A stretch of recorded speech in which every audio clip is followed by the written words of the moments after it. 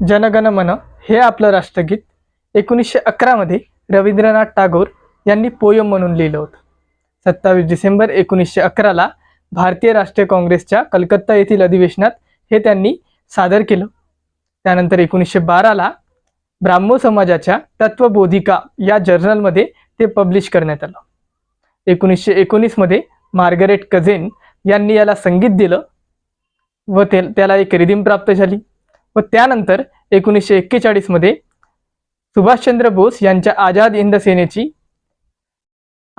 सेनेची anthem म्हणून राष्ट्रगीत म्हणून ते हिंदीमध्ये अनुवाद करण्यात आली.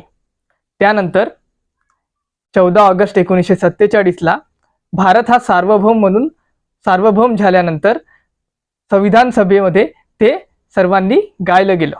त्यानंतर 24 जानेवारी 1950 ला ते भारताचे राष्ट्रगीत म्हणून स्वीकृत करण्यात आलं. असा आहे हा जनगणमनाचा एक छोटासा इतिहास.